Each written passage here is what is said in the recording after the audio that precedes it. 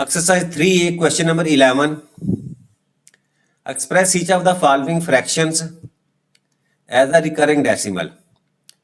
यानी हमारे पास ये फ्रैक्शन दिए हुए हैं और इसको हमने रिकरिंग डेसिमल के अंदर जो है वो कन्वर्ट करना है। अच्छा, एक बात तो ये क्लियर है कि जब भी आपके पास जो फ्रैक्शन हो उसका जो डिनोमिनेटर दिया होता है, अगर हम उसके फैक्टर बनाए, अब इस फैक्टराइजेशन के अंदर अगर आपके पास जो है वो 2 आ जाए या आपके पास 5 आ जाए या आपके पास 2 एंड 5, अगर तो आपकी फैक्टराइजेशन में ये डिजिट्स आ जाते हैं तो उस सूरत में क्या होता है, आपका वो फ्रैक्शन जो है वो टर्मिनेटिंग डेसिमल होता है। और अगर आपका 2, 5 या 2 एंड 5 के अलावा कोई और फैक्टर्स बनते हैं आपके डिनोमिनेटर में, तो उस सूरत में क्या होता है, वो आपका रिकरिंग डेसिमल होता है। ठीक है, तो अब यहाँ देखिए 11 है, 11 के फैक्टराइजेशन करें तो आपके पास क्या आ सकती है, वो 1 मल्टीप्लाई बाई 11। इसी तरह 22 है, 22 की फैक्टराइजेशन करें तो आपके पास 2 मल्टीप्लाई बाई 11। और इसके अलावा बाकी आपके पास 7 और 13 है। तो इसमें से कोई भी ऐसी फैक्टराइजेशन नहीं है जिसके अंदर आपके पास 2 आए या 5 आए या 2 एंड 5 जो है वो फैक्टराइजेशन के अंदर आए, तो ये रिकरिंग डेसिमल ही इसका आंसर आता है। अच्छा, अब देखो सबसे पहले हम जो है फर्स्ट पार्ट को शुरू करते हैं। अब फर्स्ट पार्ट में हमारे पास क्या है, हमने 2 को डिवाइड करना है 11 के ऊपर। अच्छा, अब 2 को 11 पे करना है तो इसका अब सबसे पहले देखें आपके, या तो ये है कि 0 पे पहले डिवाइड करें, 0 पे डिवाइड करेंगे आपके पास अगेन 2 आता है, तो हम जो है वो 0 यहाँ पुट करते हैं, साथ डेसिमल पुट करते हैं। अब डेसिमल यहाँ भी साथ पुट करेंगे, साथ हम 0 लगा देंगे। अब 11 का टेबल हमने सिंपल डिवीजन है, 20 तक पढ़ने तो 11 1 सा 11, 11 2 था 20, तो 1 पे डिवाइड होगा। अब 1 को 11 से मल्टीप्लाई किया तो आपके पास 11, और इसको सब्ट्रैक्ट करेंगे 20 में से 11 तो आपके पास 9 आ जाएगा। ठीक है, अच्छा अब अगला स्टेप क्या होगा कि यहाँ भी आपने 0 पुट करना और यहाँ भी आपने 9 के साथ 0 पुट कर देना है। अब 11 का टेबल आपने 11 9 जा 99, तो 11 8 जा 88, तो 8 के ऊपर डिवाइड करेंगे और 8 को 11 से मल्टीप्लाई करेंगे तो आपके पास जो है वो अगेन जो है वो 88 आ जाएगा। इसको अगेन सब्ट्रैक्ट किया आपने तो 10 में से 8 तो 2, और यहाँ 8 में से 8 आपके पास जो है वो 0 आ जाता है। अगेन यहाँ आपने 0 यहाँ पुट करना है और फिर आप यहाँ भी 0 पुट कर दे। अब देखिए फिर आपके पास 20 आ गया है, तो इसका मतलब 20 है तो 11 1 सा 11, फिर 11 नीचे लिखा और 20 में से 11 सब्ट्रैक्ट किया तो 9 है, तो यहाँ भी 0 पुट करेंगे और वही 0 नीचे लेके आएंगे तो 90, और फिर आप 8 के ऊपर डिवाइड कर देंगे, 11 8 सा 88 और सब्ट्रैक्ट किया तो आपके पास ये 2 आ जाता है, यानी अगेन 2 आ गया। तो इसका मतलब क्या हुआ कि इसी तरह ये कंटिन्यूसली आगे जाना है। तो अब देखें 0.1818 और सो ऑन। तो अब इसका जब हम आंसर लिखेंगे तो हम लिखेंगे 2/11 जो है इसको डिवाइड किया तो हमारे पास क्या आ गया 0.1818 एंड सो ऑन। और इसको अगर हमें डॉट नोटेशन में लिखूं तो मैं लिखूंगा, देखो ये 1 8 जो है रिपीट हो रहा है तो 1 और 8 लिखेंगे और इसके ऊपर हम जो है वो इस तरह जो है वो डॉट लगा देंगे। तो ये ए पार्ट हमारा कंप्लीट हुआ। अच्छा, अब उसके बाद बी पार्ट हमारे पास है। अब बी पार्ट में आपके पास क्या है कि 3 को डिवाइड करना है आपने 22 के ऊपर। अच्छा, अगेन उसी तरीके से 0 लगाएं, ठीक है, 0 के बाद ये पॉइंट लगाया, यहाँ भी पॉइंट 0 लगा दिया। अब 22 का टेबल 30 तक पढ़े या 2 का टेबल जो है वो 3, तो 2 1 जा 2, यहाँ 1 लिखा आपने और 1 को 22 से मल्टीप्लाई किया तो 22, सब्ट्रैक्ट करें आप, यहाँ कैरी किया 10, 10 में से 2 आपके पास 8 आ जाएंगे और यहाँ आपका 2 और 2 वो 0 आ जाएगा। अच्छा, अब अगला स्टेप क्या है, 0 यहाँ पुट करना है और वही 0 आपने यहाँ ले आना है। अब 2 का टेबल आपने 8 तक पढ़ना है, 2 1 जा 2, 2 3 जा 6, 2 4 जा 8। अब 4 से जब हम मल्टीप्लाई करेंगे यहाँ रख के तो 4 2 8, 4 2 88 आ जाता है आपका, तो इसका मतलब वो बढ़ जाती है वैल्यू आपकी। तो हम क्या करेंगे, एक कम किया तो आपके पास 3 आ जाएगा। अब 3 पे जो है वो हम डिवाइड करेंगे तो 3 2 जा 6 और अगेन 3 2 जा 6। अब सब्ट्रैक्ट करें, यहाँ से कैरी किया 10, 10 में से 6 सब्ट्रैक्ट किया तो आपके पास 4 और यहाँ आपके पास बाकी 7 रह गए थे, ठीक है, यहाँ कैरी किया था तो 7 में से 6 आपके पास जो है वो 1। नेक्स्ट फिर यहाँ आप 0 लिखेंगे और वही 0 नीचे लेके आएंगे तो 140 आपके पास आ जाएगा। अब 140, अब ये देखो 2 का टेबल आपने कहाँ तक 14 तक पढ़ना है, 2 7 था 14, तो 7 पे जब हम मल्टीप्लाई करेंगे 22 को तो वो 140 से बढ़ जाएगा, तो इसका मतलब हम एक कम किया तो 6 पे जो है वो हम डिवाइड कर देंगे। अब 6 2 दा 12 और 6 2 दा 12 और 1 13। अब सब ट्रेड करें, यहाँ कैरी किया तो आपके पास 10, 10 में से 2 किए तो आपके पास 8, यहाँ बाकी आपके पास 3 रह गया था, ठीक है। अब 3 में से 3 तो आपके पास 0 आ जाएगा। अब दोबारा आपके पास 80 आ गया, तो देखें यहाँ भी आपके पास 80 था, तो हमने किस पे 3 पे डिवाइड किया, तो 3 के ऊपर डिवाइड करेंगे तो आपके पास अगेन जो है वो 66 आ जाएगा।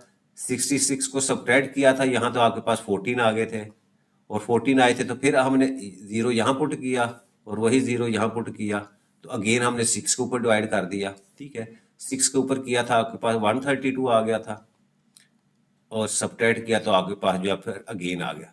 यानी अगर गौर करें तो हमारा क्या था, वो 36 दोबारा रिपीट हो रहा है, तो आगे हमें जो है डिवीजन करने की जरूरत नहीं है। तो हम क्या करेंगे, यहाँ लिख देंगे कि देयरफॉर 3/22, इसको डिवाइड किया तो आपके पास 0.13636, ये सो ऑन जो है वो कंटिन्यूस जा रहा है।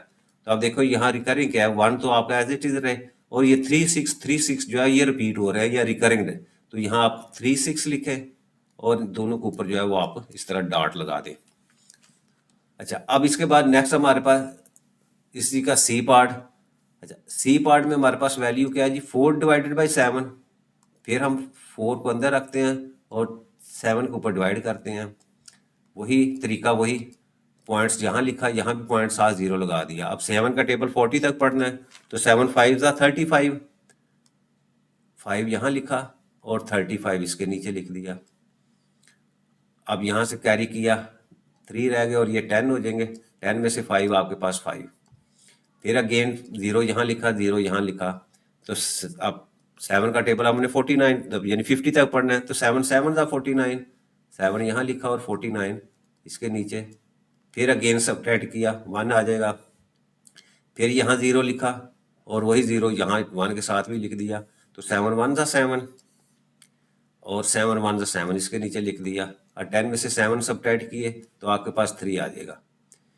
फिर अगेन वही स्टेप, 0 यहाँ लिखता है और 3 के साथ 0 भी लगा दिया। अब 7 का टेबल 30 तक पढ़ो, तो 7 1 7 2 14, 7 3 और 7 4 28, तो 7 4 यहाँ लिखा, तो 7 4 28,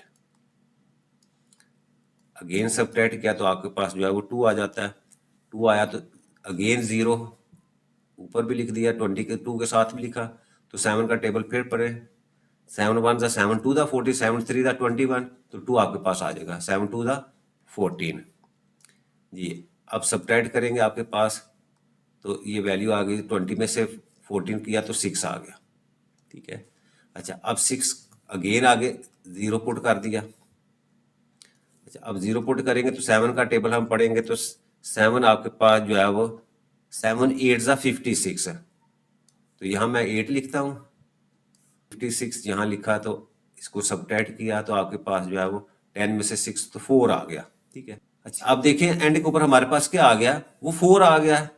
तो अब जब हमने स्टार्ट किया था, तो स्टार्ट हमने कहाँ से लिखा था, हमारा जो 4 था जिसके ऊपर हम जो है वो डिवाइड कर रहे थे। तो अब देखिए यहाँ आपके पास 4 है, तो ऊपर हमने क्वेश्चन जो है वो भी हमारा 4/7 ही था, यानी 4 से ही हमने शुरू किया था। तो इसका मतलब क्या हुआ कि इसके बाद दोबारा आपकी जो है वो रिकरिंग जो है वो डेसिमल आने शुरू हो जाएंगे। तो हम इसलिए यहाँ लिख देंगे हम कि आपका जो है वो 4/7 जो है डेट इज इक्वल टू 0.571428, ये इस तरह कंटिन्यू होगा। और जब हम इसको रिकरिंग में लिखेंगे तो हम लिख देंगे यहाँ 0.571428। तो अब ये पैटर्न बन गया, तो आखिरी के ऊपर डॉट लगा दें और पहले के ऊपर जो है वो डॉट लगा दें, ठीक। तो ये हमारा जो फ्रैक्शन जो है वो डेसिमल में कन्वर्ट हो गया। नेक्स्ट इसी का डी पार्ट हमारे पास। अच्छा, डी पार्ट में हमारे पास क्या है, 1 को हमने 13 के ऊपर डिवाइड करना है, तो 1 लिखा और 13 के ऊपर डिवाइड कर दिया, ठीक है। अच्छा, अब देखिए अगर मैं 0 से करना चाहता हूँ उस तरह भी आप समझ लें कि अगर फर्स्ट को मैं 0 पे, सबसे छोटा नंबर तो 0 ही है, तो 0 पे डिवाइड करेंगे तो 0 को फिर 13 के साथ करेंगे तो आपके पास 0 आ जाता है। तो अब 1 में से 0 करेंगे तो आपके पास जो है 1 आ गया, ठीक है। अच्छा, अब हम नेक्स्ट हमारे पास स्टेप क्या है कि आपने यहाँ पॉइंट्स लगाया, वही पॉइंट यहाँ लगाना है और यहाँ आपने इसके साथ जो है वो 0 लगा दिया। अच्छा, अब देखिए ये 10 है, 10 अगेन आपका जो है 13 से लेस है, तो हम क्या करेंगे, यहाँ 0 पुट करेंगे तो उसके साथ जो है वो आप एक जीरो यहाँ लगाए और साथ जो है वो इसके आगे एक और जीरो लगा दें।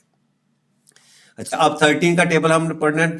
13 7 जा 91 होता है, तो इसका मतलब हम 7 के ऊपर इसको डिवाइड करेंगे, तो 7 को 7 3 जा 21 और 7 1 जा और 7 + 2 91। ठीक है। अच्छा, सबट्रैक्ट करें, यहाँ से इसको कैरी करें, यहाँ 10 हो जाएंगे, यहाँ 9 हो जाएगा, तो 10 में से 1 करेंगे तो आपके पास 9 है। ठीक है। अच्छा, अगला स्टेप क्या है, यहाँ आपने 0 लिखा, उसके साथ यहाँ 0 लिख देते हैं। अच्छा, अब 13 का टेबल 90 तक पढ़ना है, तो आपके पास 13 जो 6 है वो आपके पास 78 के इक्वल होता है। ठीक है, तो ये आप लिखें, 6 यहाँ लिखें और 6 को 13 से मल्टीप्लाई करेंगे तो आपके पास 78 आ जाएगा। अब सबट्रैक्ट करें, 10 में से 8 तो आपके पास 2, और यहाँ आपके पास 8 में से 7 किया तो आपके पास 1 आ जाएगा, यानी 1 2 आ गया। अगेन वही मेथड, 0 यहाँ पुट किया और 12 के आगे 0 पुट कर दिया। अब 13 का टेबल आपने पढ़ना है 120 तक, तो 17 को जब हम 9 से मल्टीप्लाई करते तो आपके पास 117 यानी 117 आ जाता है, तो हम यहाँ 9 लिख देंगे और यहाँ आपके 9 को 13 से मल्टीप्लाई किया तो आपके पास 117। अगेन 10 में से 7 सबट्रैक्ट किया 3, यहाँ 1 बचेगा, 1 से 1 जो है आपके पास 0 आ जाएगा। फिर अगला स्टेप, यहाँ 0 पुट किया और 3 के साथ फिर 0 पुट कर दिया, तो 13 1 जा 13 2 जा 26, 2 यहाँ लिख दिया और 26 इसके नीचे लिख दिया। अब 13 में से 26 सबट्रैक्ट का तो आपके पास 4 आ जाता है। ठीक है। अच्छा, अब 4 के लिए अगेन फिर एक 0 यहाँ लिख दें, 0 एक यहाँ, तो 13 3 जा 39, 3 से तो 39 आपके पास यहाँ लिख दिया और आगे सबट्रैक्ट किया तो आपके पास 1। अब देखिए 1 आ गया, तो अगेन 1 से ही हमने शुरू किया हुआ था, तो इसका मतलब आगे फिर दोबारा यही चीज़ आनी शुरू हो जाएगी। तो इस तरह हमारा पता चला कि आपने 1 को 13 पे डिवाइड किया तो आपके पास आ रही है जी 0.07692 ठीक है, आगे डॉट लगा दें। अच्छा, अब देखिए यहाँ क्या होगा कि 1 से शुरू किया था तो 0 और आगे एंड तक आपका 3 आ गया, तो इसका मतलब यही रिपीटिंग है। तो इसको मैं क्या करूंगा, 0.76923 आखिरी के ऊपर डॉट लगा दिया और पहले के ऊपर डॉट लगा दिया, तो ये रिकरिंग डेसिमल में जो है वो हमारा आंसर आ गया।